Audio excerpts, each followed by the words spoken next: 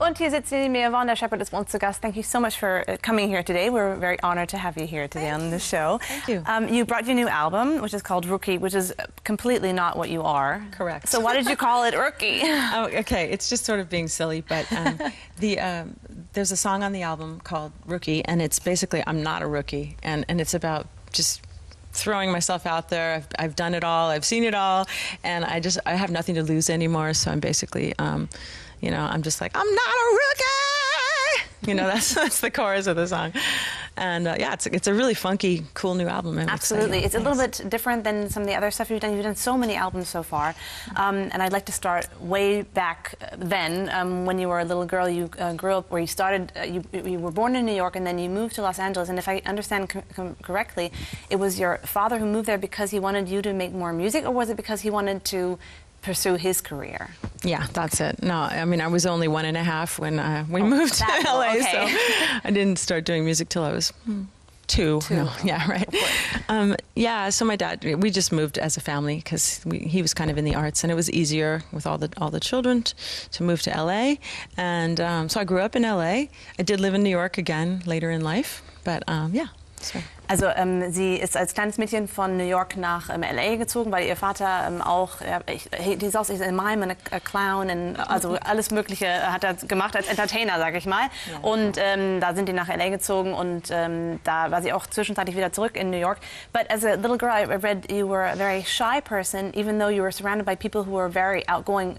Clowns were at your house every day, and stuff was going on all the time. I can't believe you have the history down. Yeah, we had some very creative, unusual, you know, situations, house guests and artists and singer-songwriters, and I was shy, but music was my outlet, and I'm sure, you know, you sing and you understand. Just putting all that emotion, all the, you know, whatever, the shyness, into the music really is a great outlet. So I was given that, you know, the piano to do that on. Also zu Hause war immer viel los, weil ihr Vater eben Clown war und Entertainer war, und viele Leute waren bei denen zu Hause, die sehr offen waren und haben dann zu Hause performt, und sie war eher ein bisschen zurückhaltend, aber hat sich in ihrer Musik sich sehr wohlgefühlt und sehr viel zu Hause eben gespielt und Musik gemacht. And then there was one situation in your life that made you have to be outgoing because you had a job as a singing waitress. That's right. Oh my gosh. you know more than most people. Yeah, I got a job when I was about 18 as a singing waitress at this place. It was a huge place where they'd, you know, serve these giant platters of food. It was very kind of like, very old school kind of place. So anyway, I had to get up there with no microphone and belt it out on a Saturday night in front of, you know, 200 people. And I really got some chops. And otherwise, I would have lost my job if I didn't, you know, really put it out. So, like, what would you have to sing? A hamburger or what would you sing? I used to sing "Oh Darlin'" by the Beatles. Like, I did covers, and then I did some of my own songs too. Oh, I thought you would have to sing "Hamburger and French fries" or something, ready to go or something like that. So you waited, and then you would sing on the side as like a. Yeah. That must make you outgoing. Also sie musste als Kellnerin, sie hat als Kellnerin gearbeitet und hat gleichzeitig musste sie singen als singende Kellnerin und hat, während sie gekellnert hat, ab und zu auf der Bühne gestanden und eben Songs gesungen und hat da ein bisschen ihre Schüchternheit überwunden. And then you made a lot of music and were on stage a lot, and then came the big time in your life where you became very famous because David Kelly met you through his wife, Michelle Pfeiffer, who you knew. How did you know her? Well, I had been playing clubs my whole life since I was 14, and basically, Michelle came to a show with her former husband, and I guess he was friends with somebody at the club, and we just met, and I had a boyfriend, and the four of us, the two couples, used to hang out.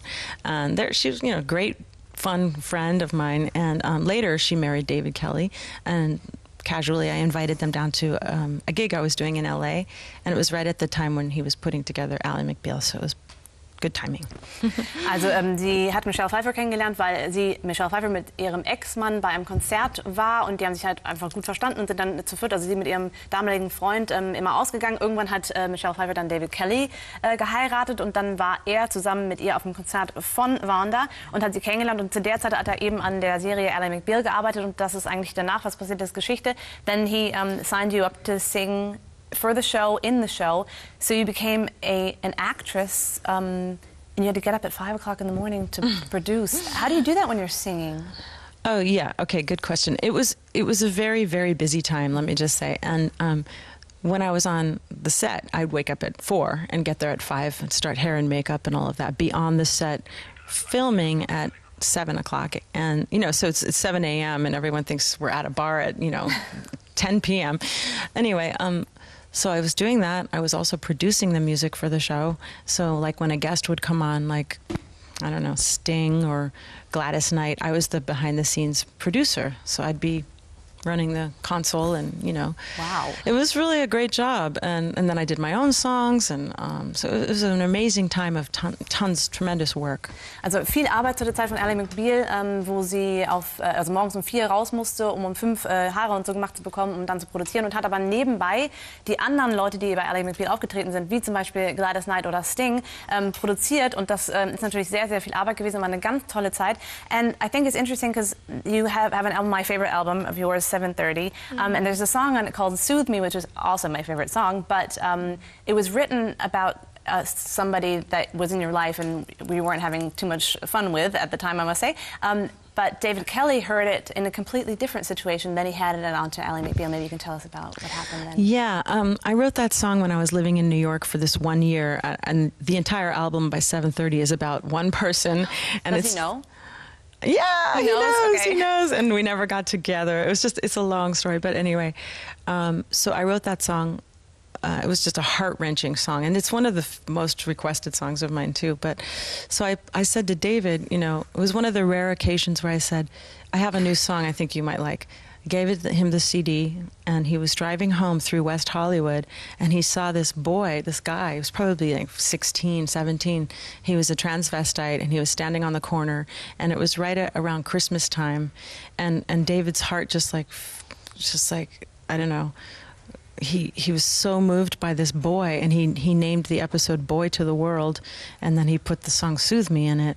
And so it was pretty moving. It was pretty special. Absolutely, and you can tell how songs mean different things to different people. That's right. Sie hat das Album 7:30, eines ihrer bekanntesten Alben, in New York geschrieben.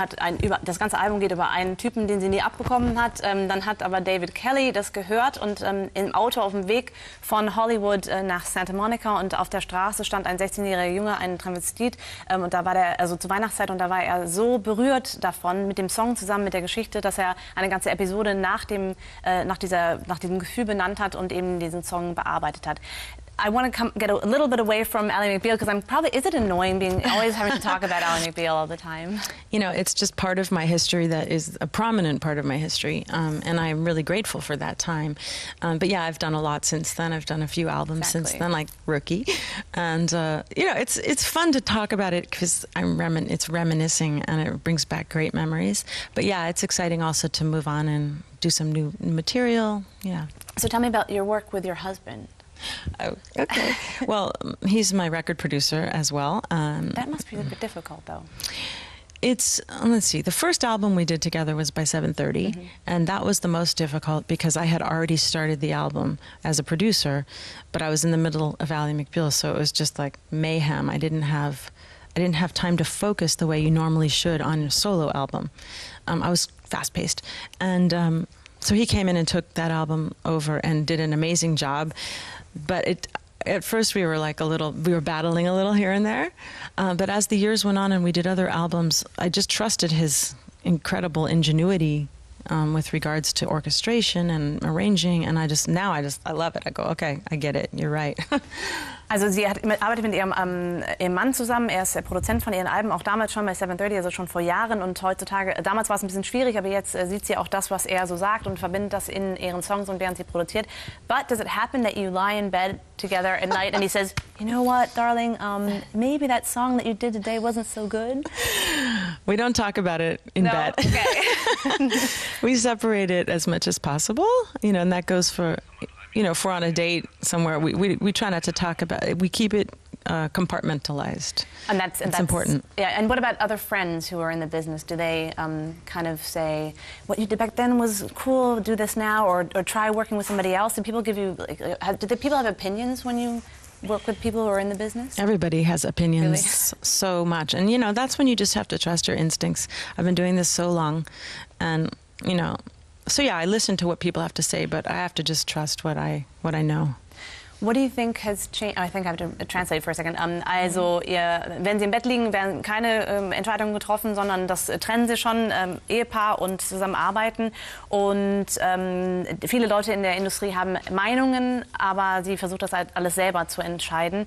If you compare your music and what you feel when you're on stage and you'll be performing in Düsseldorf in the Savoy on Sunday, what is like is there a certain feeling that has changed in the past 15, 20 years? I'd say that, you know, I do some of the songs from Ally McBeal, of course, but what has changed is I feel like I'm more myself as a singer, as a performer.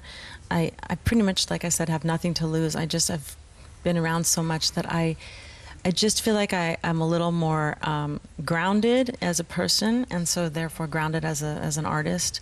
And you know, you'll see at the show, whoever's coming, that you know, it's really a nice dynamic show. There's like intimate parts, you know, like Soothe Me and those kinds of songs, which I've done my whole life. And then there are the super funky up-tempo ones that we do now. Yeah, but I feel like I'm pretty much the same person in general. But you just feel a bit more, you're grounded in yourself. You feel happy, more happy maybe, I don't know, or is it a different kind of happy? I'm definitely happy, but it has to do, I'm definitely happier. It has to do with just experience and even like having a family. It brings you down to earth. And then music becomes this outlet again where, you know, you kind of, I can go a little crazy on stage and then I go back home and, you know, cook dinner and, you know, it's a nice balance. I like it. Absolutely. Also wenn sie auf der Bühne steht im Vergleich zu den Jahren davor und überhaupt wenn sie Musik macht, fühlt sie sich einfach mehr selbst bei sich und das sieht man auch bei ihrer Performance, wenn sie zum Beispiel jetzt in Düsseldorf spielt am Sonntag, da könnt ihr auf jeden Fall mit dabei sein im Savoy. Ansonsten ganz viele andere Tourdaten eher in ganz Europa in den nächsten Wochen und sie wird auch gleich bei uns was performen von ihrem Album Rookie. Vonda, it's a really great pleasure to have you here today. Thank you so much. Thank you. We're looking forward to the performances in a couple of minutes. But you have time to relax now. Okay, sounds good. Wir hören jetzt was von Peter und dann gibt's nochmal Vonda Shepard. Thank you. Okay.